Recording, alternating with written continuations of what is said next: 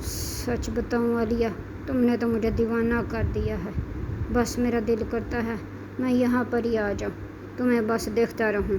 पता नहीं क्या है तुम में कि बस तेरे बगैर मेरा दिल ही नहीं लगता। अरे ऐसे ही मुँह उठा के आ जाते हैं, कभी मेरे लिए कोई चूड़ी कांटा ही ले आया करें, या वो आप अपनी सिर्फ बीवी के लिए रखे हुए हैं। नहीं नहीं, तुम देखना, मैं तुम्हारे लिए भी अच्छा प्यारा सा गिफ्ट लेकर आऊँगा, गहने से ही लेकर आऊँगा। वो घर आता है, अपने जो जमा पूंजी होती है पैसों की वो उठाता है, उसमें से इतने सारे गहने, हीरे चांदी सोने के। हो, आप इतना कुछ मेरे लिए उठा के ले आए हैं, आप कितने अच्छे हैं। सच्ची बात बताऊं, मुझे भी आप बहुत अच्छे लगने लगे हो। इतनी देर में वो सुधीर यारा तो रोज़ आ जाता है, मेरी साली को बदनाम करना है।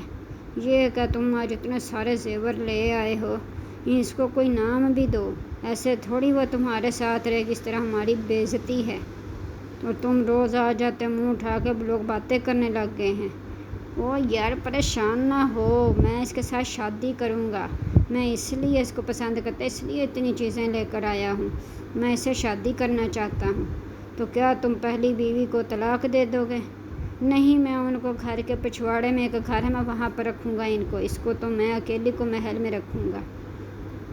ठीक है भैया जी, अगर ये इसमें से शादी करना चाहते हैं तो आप भी इजाज़त दे दें। मुझे क्या एतराज़ हो सकता है, जब तुम दोनों ही राज़ी हो तो क्या करेगा काजी, मियाँ बीवी राजी। थैंक यू यार, तुम बहुत अच्छे हो, बड़ा शुक्रिया तुम्हारा, इतना बड़ा मसला तुमने मेरा हल कर दिया। मैं आज घर बजा के बात करता हूँ। वो घर आता है, कहता है मम्मा मैं शादी करना चाहता हूँ। सुधीर तू पागल तो नहीं हो? जब तेरी बीवी ने शादी की है, कोई बात नहीं की, बच्चे की नहीं की, वो चुप बैठी हुई है, तो तू कौन से तमाशे करेगा।